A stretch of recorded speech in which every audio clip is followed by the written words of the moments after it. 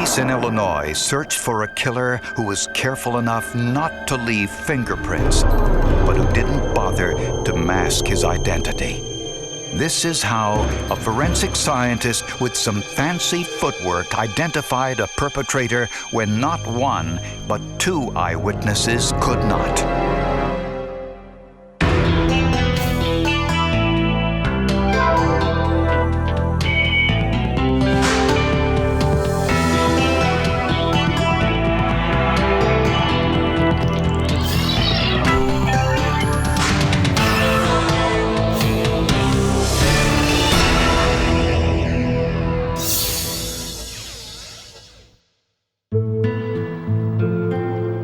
July 19, 1991 was typically hot and humid in Peoria, Illinois. Once the sun set and the temperature subsided, it was a perfect night for a cookout. It was hot, very hot, and we had the windows open, and the back door was open. Casey Johnson and her roommate Jennifer Logsdon spent the evening with Jennifer's fiancé, Tommy Smith. After we ate dinner, we went up to the grocery store and got stuff to make blizzards, and came back, and we moved the coffee table out of the way and pulled our mattress out into the living room so we could all three lay down and watch TV. They all watched a Stephen King horror movie, and less than 15 minutes later, Jennifer fell asleep. She awoke to sounds that didn't come from the television. I could hear screaming. She turned and saw Tommy fighting an intruder who was armed with a knife. Casey ran to the phone to call police. I can't hear you. You need to stop. Before police arrived, the intruder wounded Tommy. Then, he went after Jennifer. I just kept screaming as loud as I could. He just kept stabbing me all over. What's going on? Huh? An intruder. Incredibly, Jennifer grabbed the knife from her assailant. I fought as hard as I could. I was hitting him and kicking. But her actions only fueled his anger. The intruder got the knife back and attacked again. And that's when he cut me twice and just left me for dead. This person that broke into your house, does he have any weapons? Hello? He then found Casey in the bedroom on the phone with the police.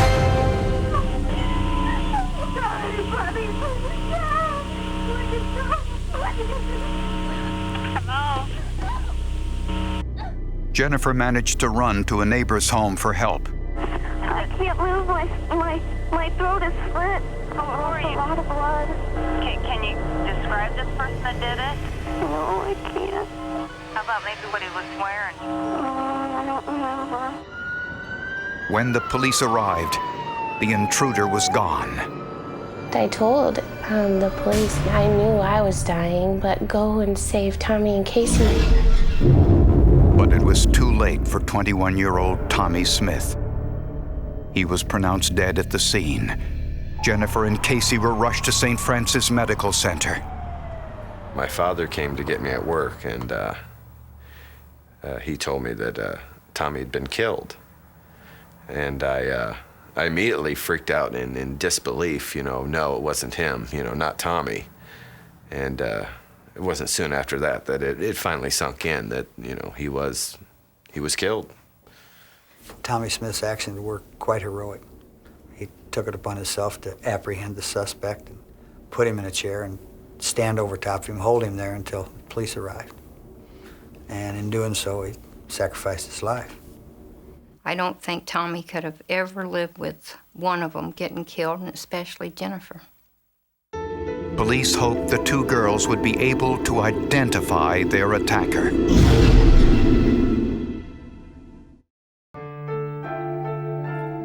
Connie Smith had to do what every parent dreads: plan the funeral of a child. He was the neatest kid a mother could have. He was the best baby, best little boy, most loving young man. Even if he got mad, he never stayed mad long.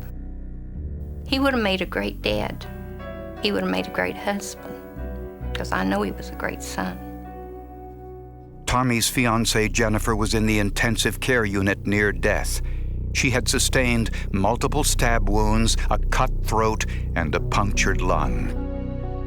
If Tommy Smith wouldn't have been in that house, those two young ladies wouldn't be here today. They'd be dead. And I believe that.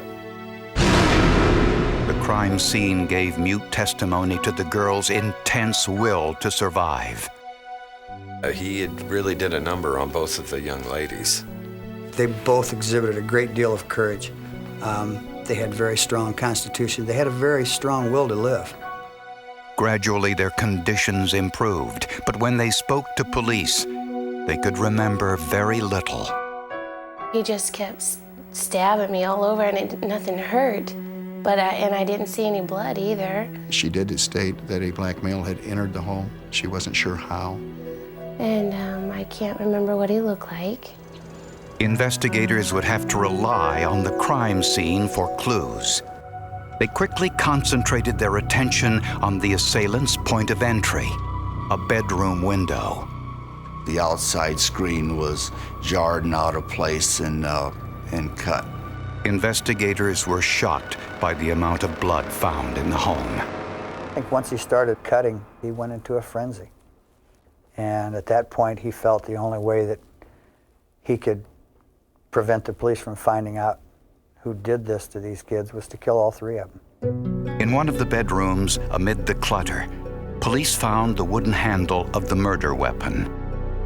When the handle of the knife was located at the crime scene, it speaks of our suspect's panic and his hurry to flee the scene.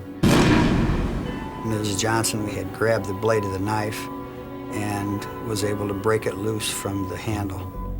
Unfortunately, there were no fingerprints on it. Police found a party invitation on the floor near the point of entry.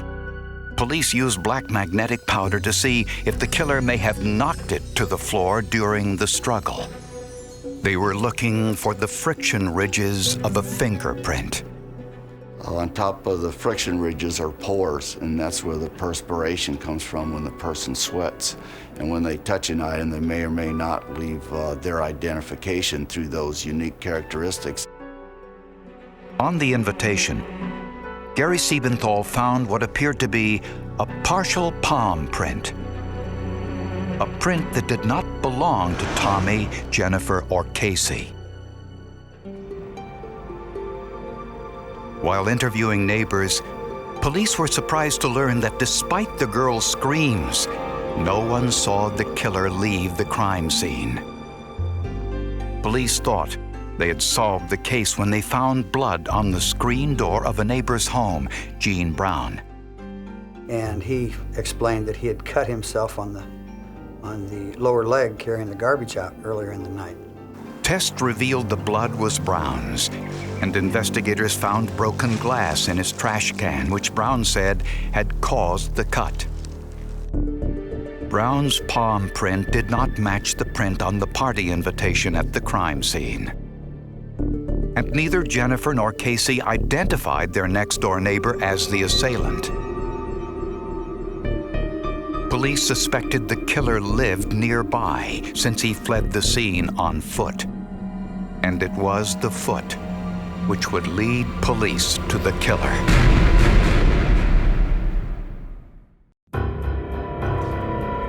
Gary Siebenthal refused to give up in the search for Tommy Smith's killer. In reviewing the case, Siebenthal recalled something Jennifer and Casey had both remembered about the intruder. I ended up taking the knife away from him because he had socks wrapped around his hands. She did describe him as wearing, she thought, khaki shorts. He was also described as being a black male, approximately 6 foot, 6'1", slim build, with a mustache. And the girls remembered something else. The intruder was barefoot. Why would a killer enter a home wearing socks on his hands, but nothing on his feet? And if the killer lived nearby, why didn't he cover his face? He's breaking into a home where people can recognize him, will certainly recognize him.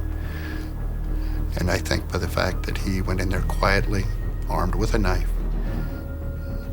that his intention all along was to do great harm to both the young ladies living there. But the fact that he was barefoot quickly became the central focus of the investigation. That led a little insight into what the strange print was on the card, because it didn't look like a palm print to the crime scene investigators. It was something strange that they really hadn't seen before. Suddenly, it occurred to Siebenthal that the print on the party invitation might not be a palm print at all. If you look at certain parts of the palm, they can mimic parts of the foot because they have the same characteristics. They have dots, short ridges, and bifurcations and trifurcations. Was it possible that the perpetrator knocked the party invitation to the floor and then stepped on it? If so, the hot, muggy July night created the perfect conditions for leaving a print behind. How he does that is through the moisture that the individual leaves in his fingerprints and his palm prints. Siebenthal began the painstaking task of identifying the print. Using a microscope and a pointer, he examined the friction ridges, every bifurcation and trifurcation, which are points where one line divides into 2 or 3. Police have a fingerprint database they can refer to, but they don't collect footprints. On a hunch, police asked the girl's next-door neighbor, Gene Brown, for his. We took his footprints through a search warrant, but taking footprints is something that the average person doesn't have to do when they're taken into custody. Siebenthal compared Brown's footprints to the print on the party invitation. You have to look for the uniqueness of those points of identification, and we found it on the outside left heel print of Gene Autry Brown. Gary Siebenthal had a match, and it was the first time in the history of the Peoria Police Department that a footprint had been recovered from a crime scene. Why he had no shoes on, I'll have no idea, but it wasn't very smart. It wasn't the smartest thing you can do. The average person doesn't realize that their footprints, in fact, are inherent to that particular person. They are as individualistic as fingerprints are. So, you know, he would have been as well off to leave the socks on his feet and put another pair on his hands. In a search of Brown's home, police discovered a set of knives which were identical to the murder weapon, and they also found Casey Johnson's purse. Police found bloody socks with the broken blade of the murder weapon inside. And in one of the socks was Gene Brown's wedding ring. Finally, investigators found tiny traces of blood in Brown's hair. He must have had a great deal of blood on him when he left the house after attacking the 3 individuals, and he still had blood on his body. DNA tests of the blood sample showed it was from all 3 victims, Tommy, Jennifer, and Casey. Gene Brown was arrested and charged with murder. He had a wife. He had a cute little boy. He had a family that cared for him, you know. And because he chose drugs, he took my son away from me. When you entered the house and started across the bedroom towards the door leading I didn't see anyone until I got in the living room. By that time, the guy had jumped me, grabbed my head. Do you understand that you have the right to remain silent and you do not have to talk to me or answer any questions unless you voluntarily choose to do so? Correct. When police confronted Gene Brown with the mountain of evidence against him for the murder of 21-year-old Tommy Smith and the attacks on Jennifer Logston and Casey Johnson, he confessed. Did you stab him with the knife? I can't say I stabbed him. So I don't know. We was struggling. It was more or less, he was trying to get the knife and I was trying to keep the knife, and at the same time, he was being cut. Did you and he struggle for any length of time? I'd say about 45 seconds. What ended the struggle? He walked away and fell to the floor. Brown admitted using crack cocaine on the day of the attack. After having dinner with his wife and infant son, Brown said he needed money to buy more cocaine. Went to bed, got up, put my clothes on, went next door. He removed his shoes so he could walk quietly and used his socks to cover his hands to make sure he didn't leave any fingerprints. He entered the victim's home through an open window by removing the screen. But he never realized his feet could leave the very same prints as his fingers, just as distinctive, just as incriminating. Tommy Smith fought valiantly, but was no match for Brown's knife. Jennifer slipped out of the house when Brown was in the other room. Casey survived by playing dead after she was attacked. Prompt medical attention saved them both.